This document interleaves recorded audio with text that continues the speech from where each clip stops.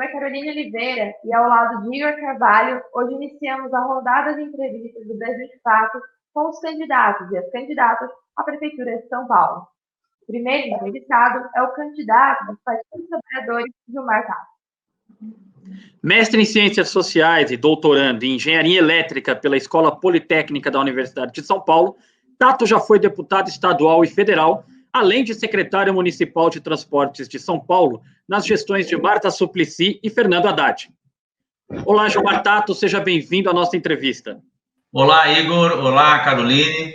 É um prazer estar aqui com vocês, debatendo a cidade de São Paulo. Parabéns pela iniciativa de ouvir todos os candidatos, as candidatas. É assim que a gente fortalece a democracia. Para mim é um prazer estar com vocês. Tato, nas oportunidades em que o senhor foi secretário de Transportes, o senhor implementou o corredor de ônibus, o bilhete único e as ciclofaixas, que foram importantes movimentos para o município. Porém, na outra ponta, em 2012, ainda candidato, Fernando Haddad prometeu reduzir os lucros das empresas de ônibus em São Paulo. A gestão do Haddad, da qual o senhor foi secretário, terminou e os empresários do setor mantiveram o lucro de 18%, o que supera, inclusive, a legislação que regula o setor. E os usuários, a cada ano, pagam taxas maiores. Eu queria saber, candidato, quais as propostas que o senhor tem para o setor de transporte, principalmente transporte público, e eu queria saber se o senhor pretende, dessa vez, mexer no lucro dos empresários. Olha, Igor, eu fui o secretário que mais tempo ficou numa Secretaria de Transporte e Mobilidade da cidade de São Paulo, de todos os governos, né? O segundo, acho que foi o Scaringella, que foi, inclusive, que criou a CT. E nós tivemos a oportunidade de fazer uma verdadeira revolução no setor do transporte. Nós organizamos o transporte e fizemos uma concessão ainda no governo da Marta. E tivemos a oportunidade de, além de disciplinar, de regular todo o sistema de transportes, criar o bilhete único, que permitiu que as pessoas, às vezes, elas pagavam 3, 4 passagens para ir trabalhar ou para voltar, ou para estudar, e que, pelo bilhete único, ela pagava apenas uma passagem. E fizemos os corredores de ônibus que tem na cidade. Se a cidade tem 500 corredores de ônibus, quase 600 entre faixas de ônibus e corredores, e uma qualidade de vida fantástica para as pessoas, foi no nosso governo, já estava à frente disso, mesmo em volta nós que fizemos, a Paulista Aberta nós que fizemos, e em relação à sua pergunta, foi na época do Haddad, nós ampliamos não só na área do transporte coletivo, também nas ciclovias, que nós fizemos mais de 400 quilômetros de ciclovias, que era um direito dos ciclistas, e eles não tinham esse direito na cidade de São Paulo. E foi feito, não sei se você lembra, Igor, foi feito, nós fizemos, eu fiz a licitação lá na Marta, depois, por 15 anos, eram 10 anos mais 5, os governos que nos, digamos que sucederam nós, não fizeram, e aí caiu de novo para eu fazer em 2013. Nós começamos o processo de licitatório, teve vários embates com as empresas, embates também com o Tribunal de Contas, com o TCM, e acabou não dando certo de fazer a nova concessão no sistema de transportes. E aí sim, não sei se você lembra, o Haddad contratou uma auditoria para rever todos os anos daqueles contratos, e o que se verificou que a taxa interna de retorno não estava nesses 18% que você falou, reconhecido, inclusive, pela própria empresa, essa auditoria que foi feita, que acho que foi a Ernst Young, eu não lembro agora exatamente, né, faz tanto tempo, mas posso mandar para você depois, se isso... mas é uma empresa renomada, vamos chamar assim, que tem reconhecida mundialmente, internacional. E ficou em torno de 12%, 13% num período de inflação, num período inflacionário muito grande, e os contratos, eles acabaram acontecendo. O fato é que, em função desses entraves jurídicos, nós não conseguimos fazer a nova licitação, entrou o novo governo do Dória, eles fizeram a licitação, mudaram o nosso edital, mudaram toda aquela área de transparência, aquela área de controle que a prefeitura, que nós tínhamos colocado na nova concessão e acabou não acontecendo. Por último, quero dizer para você que uma coisa inédita que nós fizemos na cidade de São Paulo, antigamente as empresas arrecadavam os recursos do pagamento na catraca. Quem recebe esse recurso é a prefeitura.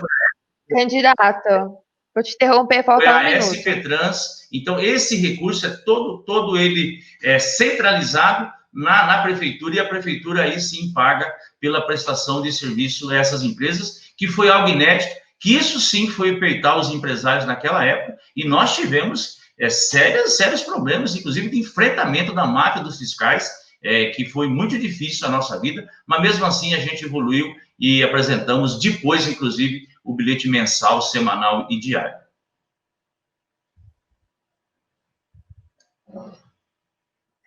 Bom, candidato, a segunda questão é: as gestões começam e terminam, mas a questão da Cracolândia segue sem uma solução. Aquilo que deveria ser tratado também como uma questão de saúde pública é tratado muitas vezes, na maioria das vezes, apenas como um caso, uma questão de segurança pública. Quais propostas o senhor tem para a Cracolândia? E se entre essas propostas, a retomada do programa Braços Abertos é uma delas?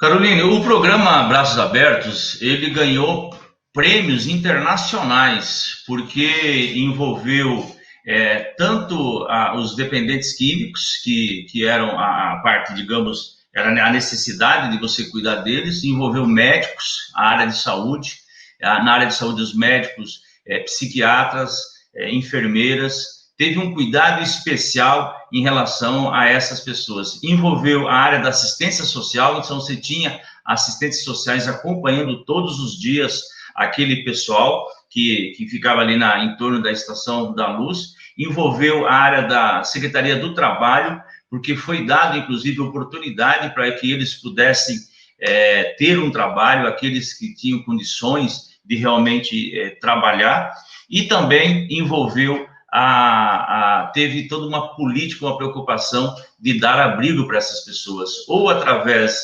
de uma casa, para aqueles que tinham família, ou através de um aluguel social, ou colocar em hotéis. Então, todo este programa, quando estava diminuindo bastante a quantidade de gente, quer dizer, teve um cuidado, teve um carinho, teve amor para aquelas pessoas, e estava sendo bastante elogiado na cidade, no país, mesmo em foros internacionais. O Dória chega junto com o Bruno Covas e espalha, quer dizer, fala assim, nós acabamos com a Cracolândia, e o jeito de acabar foi exatamente isso, mandar a polícia bater neles, mandar a polícia esparramar, acabou com todo esse programa de Braços Abertos que a prefeitura fez na Cracolândia. E o que eu vou fazer? Eu vou voltar o programa para Braços Abertos, voltar. Eu tenho conversado, inclusive, com as pessoas, uma parte delas que a gente conseguiu contatar, que trabalhou neste programa, para que nós possamos voltar novamente, que é um programa que exige cuidado, exige procedimentos, exige carinho, e a polícia, a Guarda Civil Metropolitana, tem que estar lá para proteger as pessoas que estão com essa dependência química e proteger também quem trabalha nessa área. Essa é a função, proteger os cidadãos e as cidadãs. Por isso que nós que eu digo do governo Haddad, do PT, tem um carinho muito grande por esse programa. Aonde eu vou, cada reunião que eu faço com profissionais da saúde, com profissionais da assistência social, mesmo profissionais que cuidam assim de famílias, falam e tem experiências, tem gente que saiu, inclusive, né, começou a trabalhar em função daquele cuidado que nós tivemos naquele período com o programa Braços Abertos. Por isso que um minuto. Eu vou voltar com o programa Braços Abertos, assim como eu vou fazer os moradores de situação de rua, nós vamos dar carinho, amor, e a gente vai ter uma política de renda básica de cidadania para essas pessoas, e as pessoas que estão neste programa Braços Abertos também vão ser os primeiros, assim como os moradores de situação de rua, a receber o programa de renda básica de cidadania, além de todas essas outras atividades que eu acabei de falar. Tato, quem ganhar a eleição deve assumir São Paulo ainda no contexto de pandemia, né? A vacina é esperada para fevereiro, março do ano que vem. Eu queria saber como que o senhor analisa a gestão da crise feita pelo prefeito Bruno Covas e com quais medidas o senhor pode se comprometer, caso assuma, no início da sua gestão, para conter a pandemia? Olha, a cidade ficou mais desigual, como você falou. Se não fosse a generosidade dessa população, a solidariedade, o sofrimento estaria maior. O que nós vamos fazer? Primeiro, implantar a renda básica da cidadania, para aqueles os mais vulneráveis, para as pessoas terem o que comer. Segundo, você falou da área de transporte de propostas, nós vamos instituir o transporte gratuito para os desempregados e voltar o transporte gratuito para os estudantes. Terceiro, uma política de geração de empregos, mudar o formato de contratação da prefeitura, os uniformes escolares, os uniformes da rede de saúde, ser confeccionado por cooperativas, e, portanto, gerar empregos no território, fazer com que as pessoas possam consumir no território, uma política de construção de casas populares, porque a área da construção civil que mais gera emprego na cidade de São Paulo. E mas na pandemia, candidato, desculpe interrompê-lo, mas é que não está claro se o senhor está fazendo essa associação como extensão de benefícios à população durante a pandemia. Não, durante a pandemia, inclusive, eu espero que a pandemia acabe. Então, o que eu faria, tá certo? Isso eu já implantaria logo no início do governo. E faria o que eles não estão fazendo. E tudo isso eles não estão fazendo. Não estão preocupados com o emprego, não estão preocupados com a mobilidade, não estão preocupados com fazer com que as pessoas não morram de fome, inclusive. E não estão preocupados no combate à pandemia. Tanto é que não tem os testes em massa. Principalmente nesses bairros. E a política de volta às aulas, que fala de voltar esse ano, que eu acho que o ano está perdido, não tem mais como, devia preparar já para o ano que vem. Preparar do ponto de vista de um plano pedagógico, porque você tem alunos com níveis diferentes, preparar do ponto de vista de instalação de internet, tanto nas escolas como nas casas, e preparar as escolas do ponto de vista físico, instalar torneiras com sabão, com álcool gel, aumentar o número de salas de aulas, verificar como é que vai ser a movimentação na hora do recreio, os banheiros. Tudo isso não está sendo feito por atual governo, é totalmente inerte, né? Você pega na parte do transportes, eles reduziram a frota, fizeram um mega rodízio, não higienizaram a frota de ônibus. Então, a política de garantir alimentação para as crianças não chegou até agora para eles, e a prefeitura tem dinheiro. A prefeitura tem 18 bilhões e meio em caixa. A atividade econômica, mesmo na pandemia, ela continuou subindo na cidade de São Paulo. Só o ISS, mês de janeiro a agosto desse ano, comparado com o mês de janeiro a agosto do ano passado, subiu 6,5%. A arrecadação da prefeitura, também com o dinheiro do governo federal, subiu 16%. Então, no Fundurb, que é o Fundo de Desenvolvimento Urbano, tem 1 bilhão em caixa, gente. Olha só a crueldade que o Bruno Covas está fazendo e o Dória estão fazendo. Olha a crueldade, tem dinheiro em caixa e as pessoas não têm o mínimo de... Candidato, 1 minuto. Por isso que é um governo totalmente ausente, atrapalhado, não tem articulação política com a prefeitura, o governo do estado, o governo federal. Então, o governo federal, Bolsonaro, não tem política em relação à geração de emprego. Tinha o auxílio emergencial de R$600, o Bolsonaro não queria dar nada, depois acabou concordando com 200, foi aprovado 600. Agora tiraram 600, ficou 300 e até dezembro, depois da eleição, provavelmente vai acabar também os R$300. Então, eu faria totalmente diferente, eu articulava toda a sociedade paulistana, os comerciantes, a sociedade civil, e nós íamos fazer uma operação de guerra para evitar que as pessoas morressem nessa cidade e se contaminassem. Então, faria nada igual ao que eles estão fazendo, porque as pessoas estão morrendo e nem palavra de afeto, de carinho, eles estão falando com a população. Estão se solidarizando com eles. Tato, nós temos em São Paulo uma eleição extremamente fragmentada. São muitos candidatos. E, de acordo com as pesquisas, haverá segundo turno. Tá? O senhor entende que a fragmentação da esquerda pode evitar que algum candidato esse campo político chegue ao segundo turno? O que eu entendo, Igor, é que o PT já ganhou a cidade 3 vezes, sempre ficou em segundo lugar, sempre foi para o segundo turno, ou sempre ficou em segundo lugar quando não ganhou a eleição. O PT é um partido de chegada, nós temos uma militância fantástica, uma boa bancada de vereadores e vereadoras e candidatos, está organizado em todo o território, principalmente na periferia. E no momento que a gente fala do nosso delegado, tudo que o PT fez, ciclovia, faixa de ônibus, céu,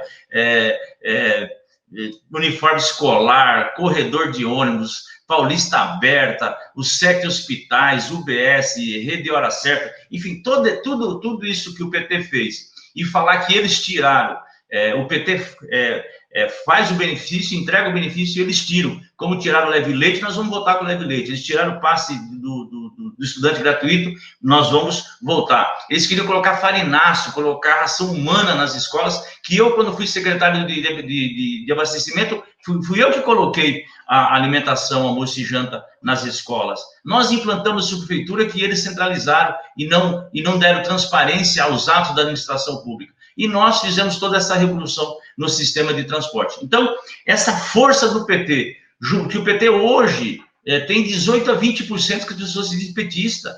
O presidente Lula é a pessoa que mais consegue transferir voto, ou as pessoas falam que votaria num candidato indicado pelo presidente Lula. Então, essa força... Eu sou uma pessoa que, apesar de ter estado 8 anos na cidade de São Paulo como secretário, tenho uma experiência fantástica na administração pública, fiz coisas bastante concretas para a população, como as ciclovias, os corredores de ônibus, o bilhete único e a alimentação escolar que eu falei, mas eu sou uma pessoa desconhecida. Então, como é que eu me torno conhecido?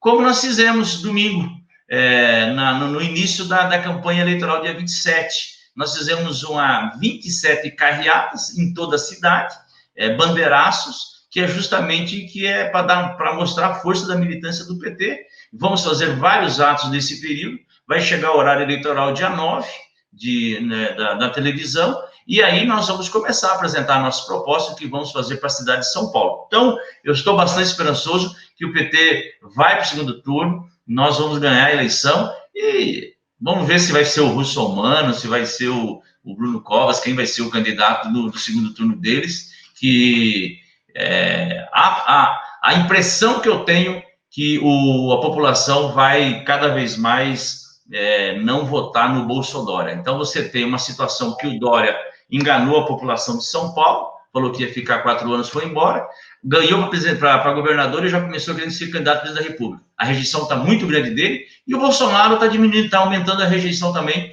em função do comportamento dele da pandemia. 1 minuto, candidato. O comportamento dele em relação às queimadas, o comportamento dele em relação ao que ele está fazendo ao povo brasileiro. Então, isso... Posso aproveitar que o senhor tem um restinho? Vou jogar a pergunta bem rápido. O Bolsonaro assumiu, depois de dizer que não iria se posicionar, assumiu a candidatura do Russomano para ele. O que o senhor pensa dessa aliança? Tá cedo para avaliar, pode atrapalhar, inclusive, o Russomano, mas o Russomano é cavalo paraguaio. O Russomano é aquele que fala grosso com a Bolívia, é como o Chico Buarque fala, né? Fala grosso com a Bolívia e fino com os Estados Unidos. Ele fala grosso com o funcionário do supermercado, mas afina com o dono do supermercado. E o Russomano, portanto, ele votou contra o auxílio emergencial dos R$600. Nós vamos falar isso, o povo fica sabendo. Então, ele precisa se explicar. E ele sempre, na última eleição, na penúltima, ele começou com 42% e perdeu para o Haddad.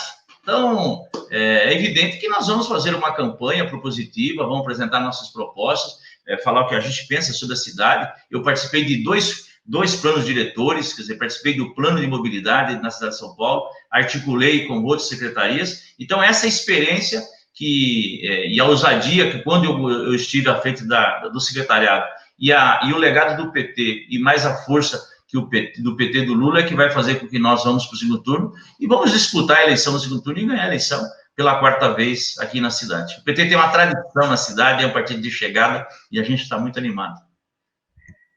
Candidato, agora a gente vai para a última questão que é: qual é o projeto do senhor mais ambicioso para o município de São Paulo? O que você, né, o que o senhor, caso eleito, tenha como projeto que de fato vai mudar, né, assim, que possa trazer uma mudança revolucionária para a cidade? Qual é o seu projeto mais ambicioso nesse sentido? Caroline, eu não sei se é projeto ambicioso, mas nós temos que enfrentar a desigualdade social.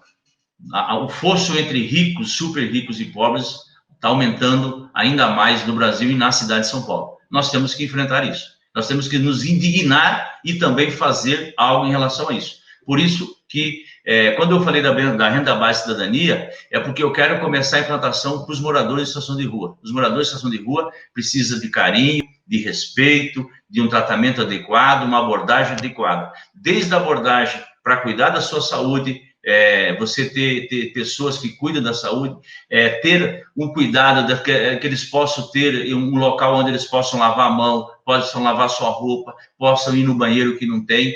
Então, alimentação com a renda básica de cidadania. Um local onde eles possam circular e fazer as suas necessidades. Terceiro, aqueles que puderem, dependendo de cada... Porque moradores de situação de rua não é um grupo social, não pode ser considerado. Cada pessoa é uma pessoa. Tem uma parte, você tem que ter assistência social para que eles voltem para suas famílias. Outra parte precisa de moradia, outra parte precisa de emprego, você pode fazer através de cooperativas de reciclagem. Então, o combate à desigualdade, Carolina, vai ser o meu grande projeto. Por isso que eu falei do morador de situação de rua, mas tem também a pessoa de moradia, aqueles que moram em submoradia, moram em cortiço, uma política agressiva de geração de casas populares para quem ganha até 3 salários mínimos, e isso gera empregos, que eu falei, e a outra, o passe gratuito para os desempregados, porque se a pessoa não tem dinheiro, como que ela vai procurar emprego se ela não tem dinheiro? Então, você tem que permitir que ela tenha o direito de ir e vir na cidade de São Paulo. E a outra, uma política de geração de emprego no território, economia solidária, essa contratação através de cooperativas, tanto para a confecção de uniforme, confecção de roupas hospitalares, a cooperativa para reciclagem de lixo, de hortas comunitárias. Então, o centro da nossa política é o combate à desigualdade e que a cidade de São Paulo não pode esperar. Para isso, nós vamos ter que o rico, o super rico, vai ter que pagar essa conta. Eles vão ter que dar a parte dela. Na questão, por exemplo, dos prédios abandonados, nós vamos instituir, que já é lei, mas nós vamos aplicar a lei do IPTU progressivo para que esses prédios possam ser usados para moradia popular e também para os moradores em situação de rua. E vamos comprar estoque de terra para ter construção de casas populares através de autogestão, através de mutirões na cidade. E, evidentemente, nós estamos falando de pandemia, começamos essa entrevista falando de pandemia, você tem que fortalecer o Sistema Único de Saúde e a área... 1 minuto, candidato. Porque é a maneira de você fazer com que o Estado possa estar presente nesse momento de tanta necessidade da população. Você administrar é como você cuidar dos filhos. Você tem 4 filhos, você gosta de todos. Mas se tem um que está doente, você tem que dar uma atenção especial. E é o que está acontecendo na cidade de São Paulo. Você tem uma parte da população que está precisando mais, precisa do poder público, precisa do Estado, precisa da ação de mais que um prefeito, precisa de um líder que articule a cidade, que a cidade seja uma cidade solidária, uma cidade onde as pessoas possam viver, amar e gostar dessa cidade. E para gostar, nós temos que cuidar daqueles que estão doentes, estão fragilizados. É assim que eu penso em ser prefeito. Um prefeito que cuida, governa para todos, mas cuida daqueles que mais precisam, porque se a gente não fizer isso, não tem sentido a cidade ter bairros ricos, onde os muros são levantados cada vez mais. Não, eu quero uma cidade participativa, que o povo vai para a rua, que o povo ocupe o território, que ocupe essa cidade através da cultura, através do lazer e do esporte. Muito obrigada. Essa foi, portanto, nossa primeira entrevista com os candidatos à Prefeitura de São Paulo. Agradeço profundamente Gilmar Tato, candidato petista que abre essa série aqui conosco. Muito obrigado por sua audiência e até a próxima. Eu que agradeço, obrigado, boa sorte nas entrevistas de vocês. Parabéns aí pela iniciativa. Grande abraço.